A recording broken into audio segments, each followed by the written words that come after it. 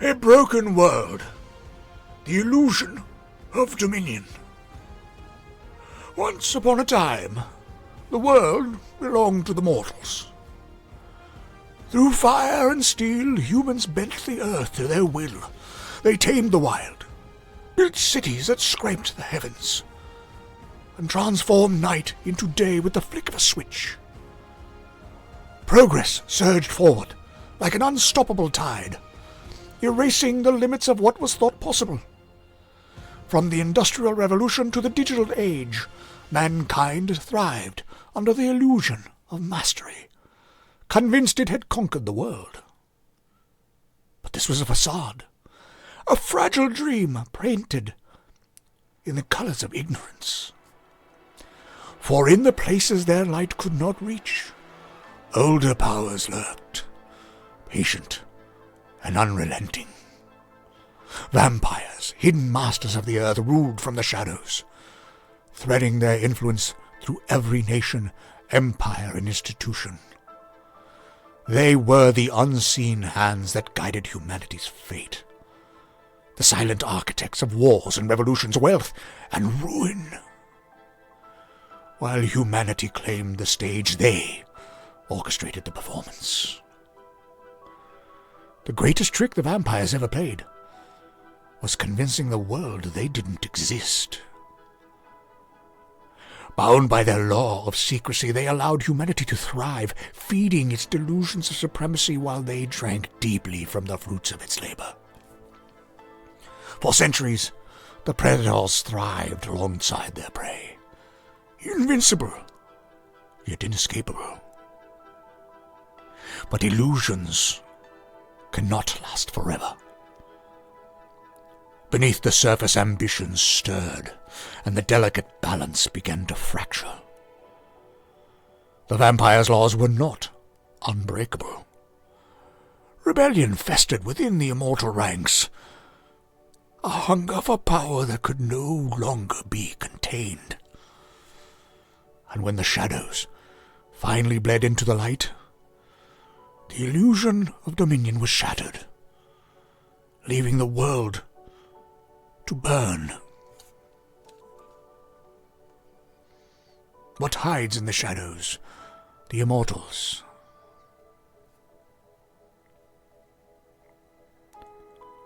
They are not creatures of the night. They are the night itself. To call them predators is an insult to their craft. Alexion, member of the Coven of Last Light. The immortals have always been here, buried in the marrow of world's history. They are not a myth, not mere phantoms of superstition. They are reality, carved in shadow and blood. Where humanity sees its accomplishments as triumphs of will, the immortals see their careful guidance. Every empire that rose and fell, every discovery, every war, bore their fingerprints. Humanity marched forward to the rhythm they set, all while remaining oblivious to the strings wrapped tight around its neck. At the heart of their dominion stand the four primordials, the first vampires, the architects of this eternal curse. They were once mages, pioneers of arcane knowledge, who sought to defy death itself. Driven by desperation, they performed a ritual of unmatched ambition, binding their life essence to their blood and rising from death as something neither living nor dead. Their ascension was not salvation. It was damnation. But from their cursed veins sprang a new race, one built for dominion. The immortals are creatures of hunger and power, not bound by mortal morality, but guided by soul-cold purpose. They are eternal, unyielding, and relentless. Despite their unity in nature, the primordials are far from allies. Christian, Olga, Keiji, and Stefan, the four who tore the veil between mortality and eternity aeons ago, rule vast dominions carved from the earth, each a reflection of their own twisted philosophies. Beneath them, their descendants spread like a plague, weaving their influence through every crevice of mortal society.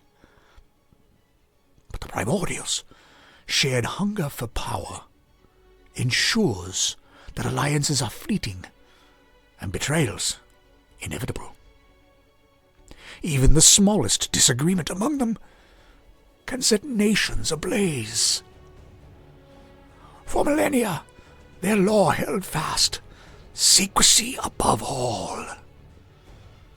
Humanity was never to know its place as prey.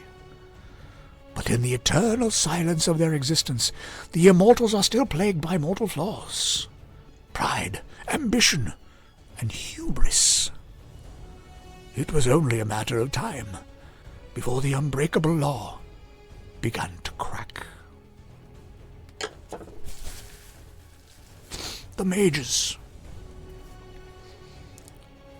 They were once keepers of the wisdom, the shepherds of unseen truths. Now, they are whispers, echoes of power that failed to save the world. Jacob Owens, member of the Children of the Armageddon. The mages have always stood apart. Shrouded in secrecy, their craft was both a source of awe and terror. They were not warriors nor conquerors. They sought the threads that wove existence together, delving into the mysteries of life, death, and the spaces between. To wield magic was not merely to command the elements or shape the world. It was to hold communion with the very forces that shaped creation. Yet, for all their power, mages knew fear. It was humanity's fear of them that burned brightest, a fire that scorched through inquisitions, witch hunts, and purges. The scars of those dark ages ran deep, etched into their memories, their tales, and their resolve. Humanity hunted what it did not understand, and the mages, though mighty, were not invincible. Thus their golden rule was born: do not interfere with humanity. It was not a gesture of mercy or humility. It was an act of survival. To be discovered was to invite destruction. They retreated to the hidden corners of the world, forests thick with ancient whispers, sanctuaries carved into the hearts of mountains, and places humanity dared not tread. There, they formed covens and circles, shielding their knowledge and power from prying eyes. Their ancient feud with the immortals simmered beneath the surface, a silent war of ideologies. The mages loathed the vampires for their interference with humanity, for their manipulation could cause a new inquisition. Vampires, in turn, saw the mages as weak, bound by fear and mortality. Their mutual hatred, though, was more than philosophical. It was personal. For the first vampires, their primordials, were mages themselves, born of a ritual that tore their coven apart and condemned their peers to death. As the immortal civil war began to tear at the ages of secrecy, the mages were forced to confront their greatest dilemma. They held themselves apart for centuries, but the scale of destruction threatened to unravel everything. Some argued for intervention, others for further isolation. In the end, their indecision was their downfall. The Fall, a world in conflict. The seeds of the Fall were sown when Stefan, one of the four primordials, shattered the secret rule of secrecy. To him, the ancient mandate to hide in the shadows was no longer a necessity, but an affront to their supremacy. He declared that vampires were not creatures of the dark, but masters of the world, and the world must know it. This defiance ignited a civil war within the vampire hierarchy. Factions arose. Some sought to cling to the traditions that had preserved their dominion for centuries, while others craved the freedom to claim humanity as openly as predators claimed their prey. Blood was spilled, not just among their kind, but across the world they controlled. Under the vampires' invisible hands, nations fractured, alliances crumbled, and wars erupted. The civil war of the immortals bled into mortal affairs, pulling humanity into a maelstrom of destruction. Manipulated by powers they could not see, humanity waged World War III, thinking it a conflict of their own making. A gambit of magic for centuries.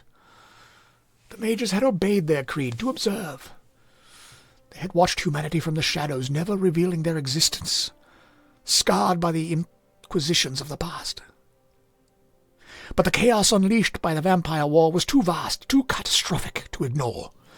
Scattered and isolated for generations, the mages faced a monumental challenge to gather once more.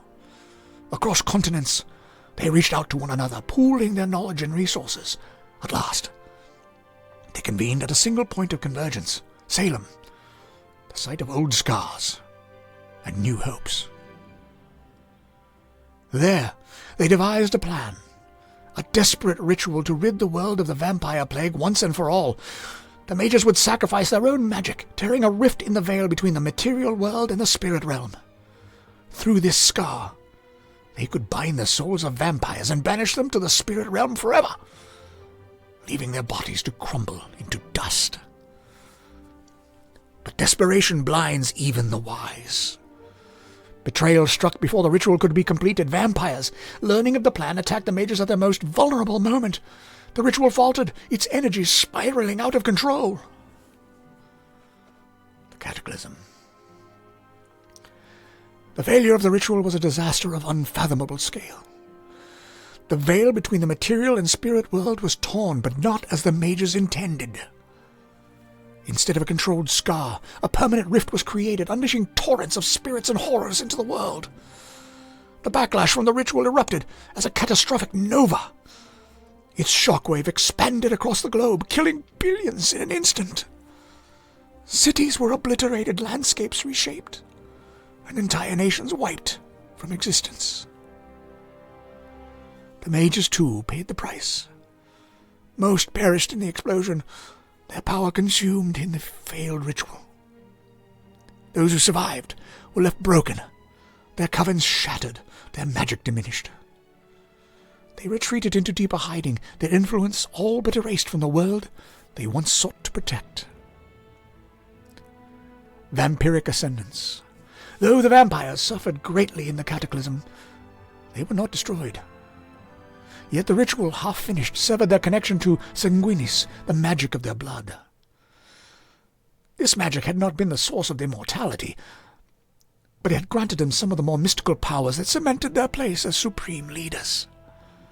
Its loss was a grave wound, not only to the dominance, but mostly to their pride. The immortals had always believed themselves the masters of death, the mages who defied mortality to become eternal. To be reduced to beasts, hidden, driven by hunger and instinct, was an unbearable humiliation, a mockery of their grand history. Yet, in the ashes of a broken world, even beasts could rise to power. The vampires adapted, embracing their primal instincts to claim dominion over what remained. Humanity, decimated and leaderless, became easy prey for the remnants of their kind.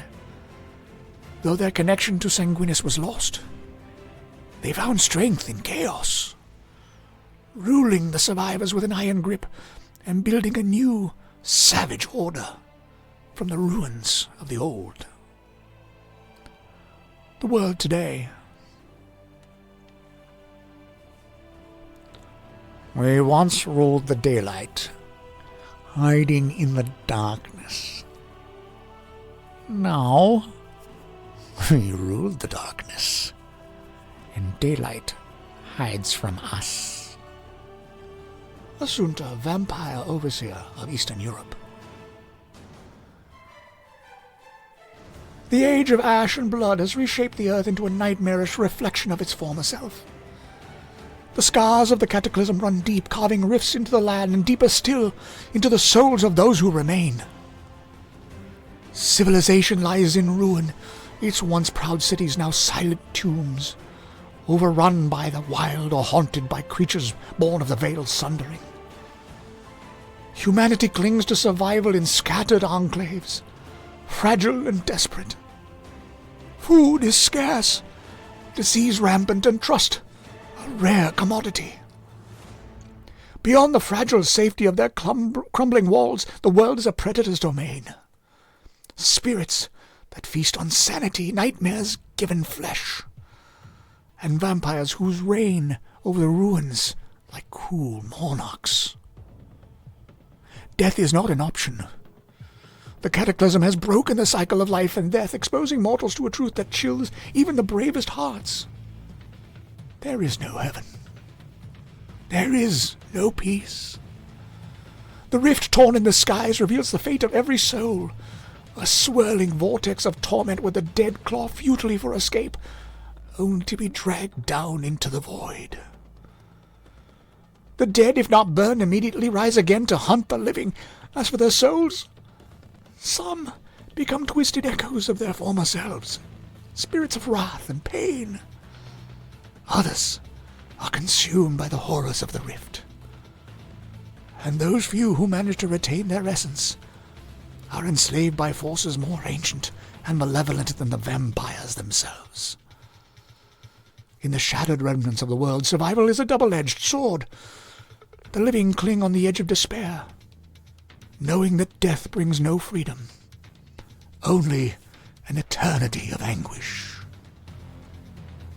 Vampiric tyranny.